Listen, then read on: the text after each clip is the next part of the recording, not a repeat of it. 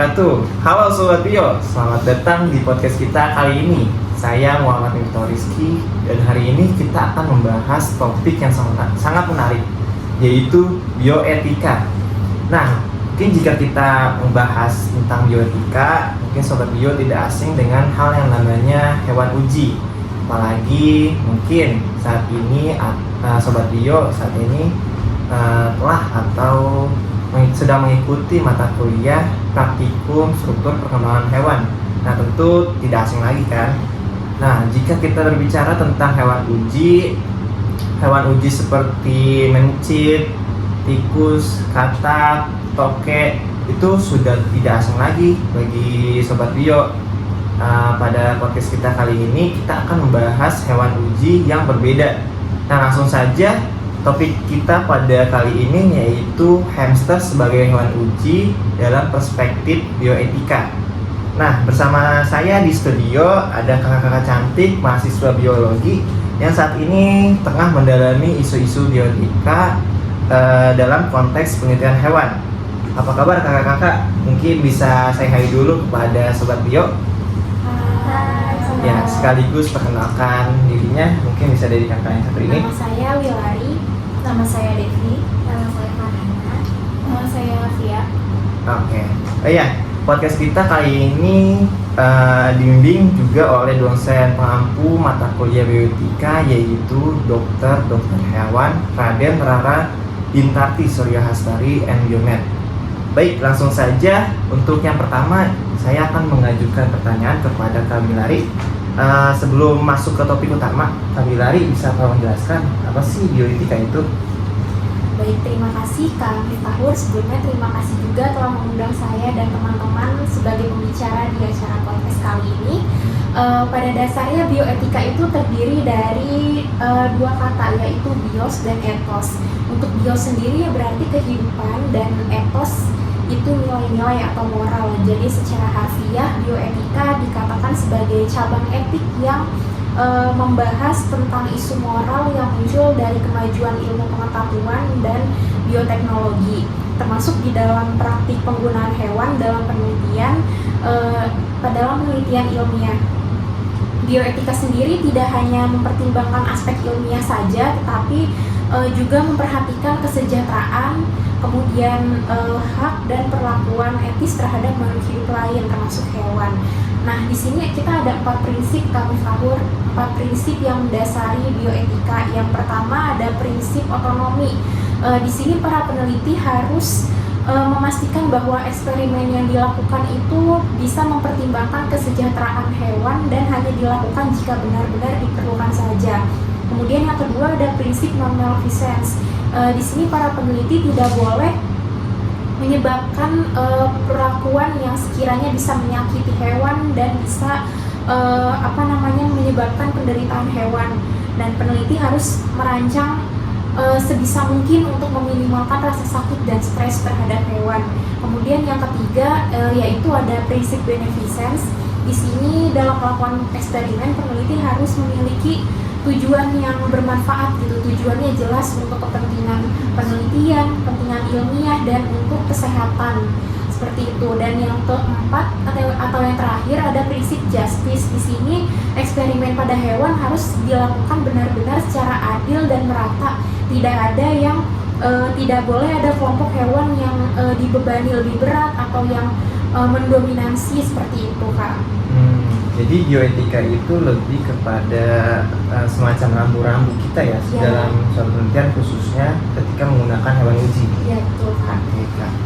Baik, langsung saja ke topik utama yaitu kita tentang hamster. Nah, Kak Wilari, kenapa sih hamster ini dapat dipilih atau digunakan dalam penelitian?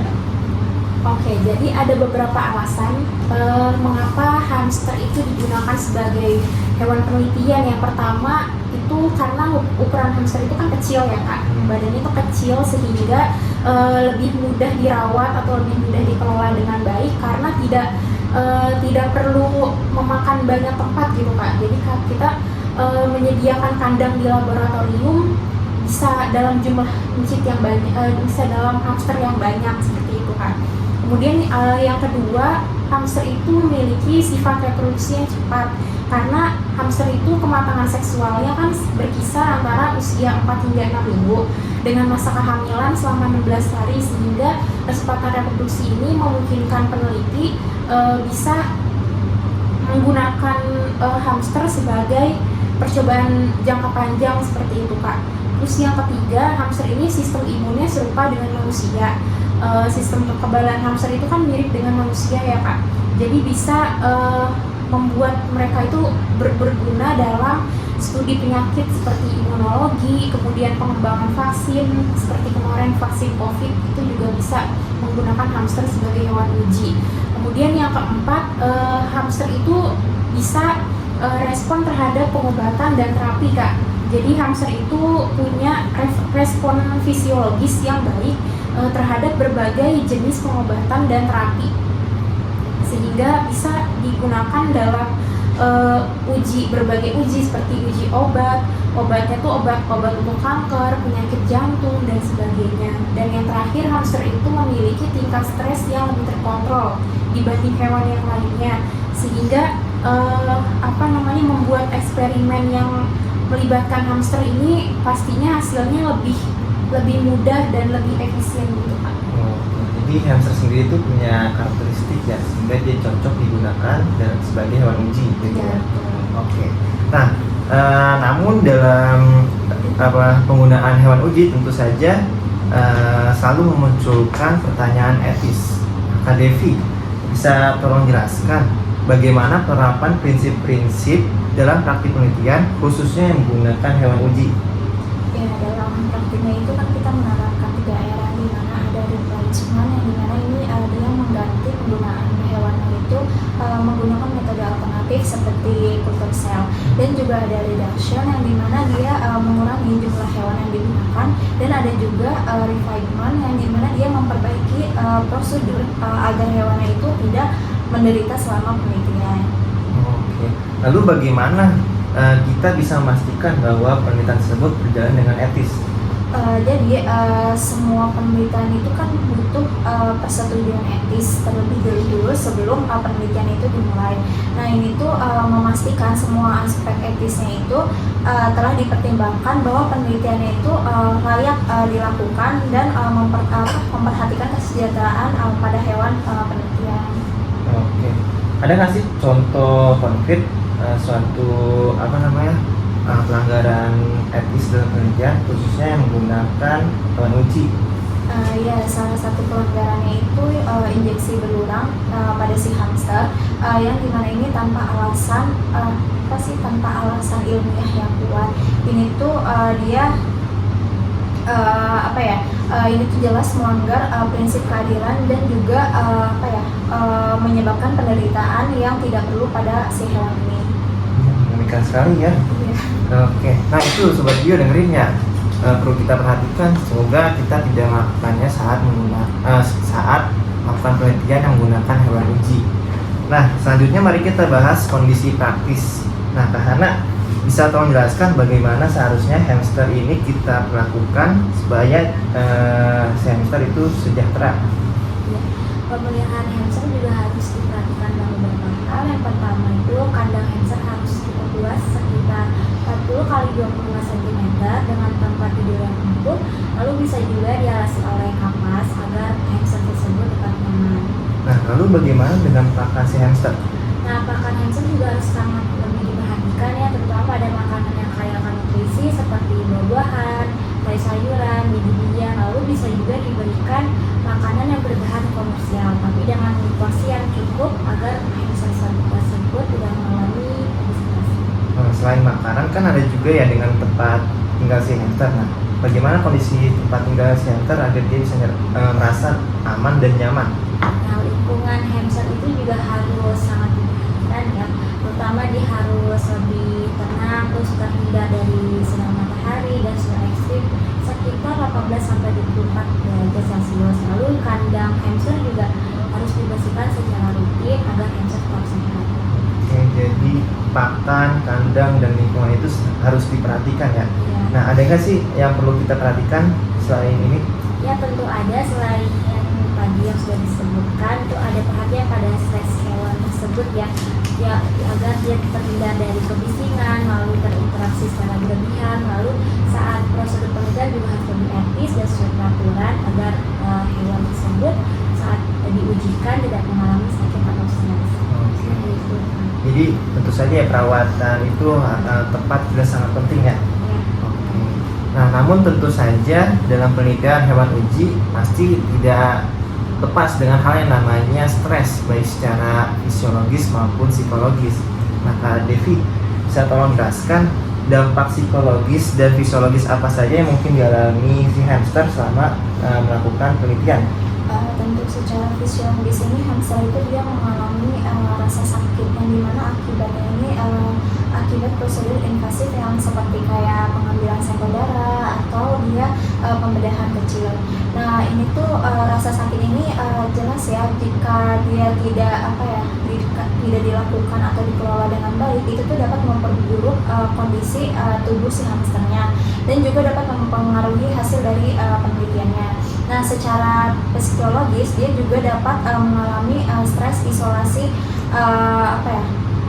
isolasi sosial ya, dan juga dia dapat perubahan lingkungan juga bisa atau manipulasi fisiknya itu juga yang berlebihan juga bisa berdampak pada si hamster. Lalu apa saja tanda-tanda bahwa si hamster itu sedang mengalami stres? Tanda-tanda hamster mengalami stres mungkin kayak dalam perubahan perilaku ya, mungkin kayak menggigit kandang, agresif, bahkan dia juga mencabut bulunya sendiri. Nah, secara fisiologis stres ini kan dapat terlihat ya dari peningkatan dari detak jantungnya yang cepat, terus napasnya yang cepat, mungkin juga pola tidurnya juga terganggu, dan juga bahkan kadang-kadang si hamsternya ini juga menjadi kurang aktif dan pola makannya itu menurun. Oke, biasanya penyebab utamanya itu apa? Penyebab utamanya mungkin kayak lingkungan yang kurang mendukung, misalnya kayak kandangnya itu terlalu kecil. Nah, jadi kan kalau kandangnya terlalu kecil dia juga kayak sulit ya untuk bermain atau tempat berlindungnya itu. Dan juga kalau misalkan itu si hamster ini memungkinkan menghindari interaksi sosial secara berkelompok dan juga selain itu dia memanipulasi fisiknya itu yang secara kasar dan berlebihan juga bisa memicu pada si hamster itu. Oke. Lalu langkah-langkah apa saja nih yang bisa kita lakukan sebagai peneliti untuk mengurangi dampak-dampak dari stres tersebut? Ya ada beberapa langkah yang bisa kita ambil. Mungkin yang pertama kita itu yang dimana mencari lingkungan yang mendukung kesejahteraan pada si hamsternya ini. Mungkin kayak seperti menyediakan kandang yang luas, mainan atau tempat berlindung pada si hamster. Nah yang kedua mungkin kita menggunakan prosedur penelitian ya. Prosedur penelitian ini minimal ya menyebabkan rasa sakit atau stres pada si hewan penelitian. Yang terakhir itu kita ada pelatihan untuk peneliti dan juga teknisi yang sangat penting agar mereka itu dapat menangani hewan dengan baik. Oke, baik, terima kasih Kak Devi. Jadi itu ya Sobat Bio, ada beberapa langkah-langkah yang bisa kita gunakan untuk mengurangi dampak stres pada si hamster. Nah, Kavia, jika kita membahas prinsip 3R kan ada yang namanya replacement ya, atau mengganti hewan uji dengan alternatif lainnya. Bisa tolong jelaskan informasi tentang teknologi atau metode alternatif yang saat ini dikembangkan? Pastinya ada alternatif lain, yaitu teknologi secara in vitro. Yang pertama itu mungkin organ on chip. Jadi organ on chip ini itu menggabungkan antara mikrofluidik dengan kultur sel untuk mensimulasikan fungsi organ manusia. Contohnya itu lungan on chip. Nah, lungan on chip ini kita dapat mempelajari interaksi virus dengan jaringan paru-paru manusia tanpa menggunakan hewan uji coba. Lalu yang kedua itu ada namanya teknologi organoid 3D. Organoid 3D ini yaitu struktur miniatur organ manusia yang dikembangkan oleh sel punca. Nah, organoid 3D ini sangat relevan dalam penelitian SARS-CoV-2 karena kita dapat tahu bagaimana SARS-CoV-2 itu menginfeksi organ seperti paru-paru atau usus, seperti itu katakan. Oh, menarik nih. Nah, lalu kalau dari sisi model hewan, apakah ada inovasi terbaru saat ini? Kalau alternatif hewan uji cobanya itu pasti ada juga. Contohnya itu seperti tikus transgenik yang telah diidentifikasi untuk mengekspresikan reseptor X ke manusia. selain tikus transgenik juga ada namanya itu zebrafish, tapi zebrafish ini tuh kemungkinannya sangat kecil dapat direkayasa untuk mempelajari mekanisme infeksi virus. Nah, selain zebrafish juga ada yang ketiga itu namanya furet atau musang. Nah, musang ini juga ternyata dapat menunjukkan respon imun yang mirip dengan manusia. Nah, namun dibandingkan dengan hamster dari ketiga hewan uji alternatif yang tadi saya jelaskan, itu lebih mudah diatur dari sisi etika dan biaya seperti itu, Kak. Oke. Nah, lalu teknologi ini tampaknya kan sangat menjanjikan ya. Bisa bagaimana nih dengan tantangannya dalam penerapannya? Pasti ada tantangannya sih, terutama dalam biaya pengembangan teknologi seperti organ chip yang sangat tinggi, terus juga tenaga ahli yang masih banyak yang kurang kompeten. Nah, selain itu juga pasti ada pro kontra dalam komunitas ilmiah untuk beralih dari hewan uji tradisional, karena kan hewan uji tradisional ini sudah dianggap standar dalam penelitian. Namun dengan terus meningkatnya perhatian pada etika penelitian, saya optimis bahwa alternatif ini akan banyak digunakan pada masa yang akan datang. Sungguh menakjubkan ya melihat betapa pesatnya perkembangan teknologi penelitian yang lebih etis dan inovatif. Nah, dari diskusi kita pada hari ini menjelaskan bahwa etika itu dalam penelitian bukanlah suatu penghalang, melainkan sebagai panduan untuk ilmu pengetahuan yang lebih bermartabat. Terima kasih kepada seluruh narasumber yang telah berbagi wawasan yang mendalam. Semoga para pendengar bisa mendapatkan wawasan yang baru. Jadi bagaimana nih tanggapan Sobat Bio dalam podcast kita pada hari ini? Silahkan tulis di kolom komentar. Mungkin sampai jumpa di podcast kita selanjutnya. Dadah. Dadah.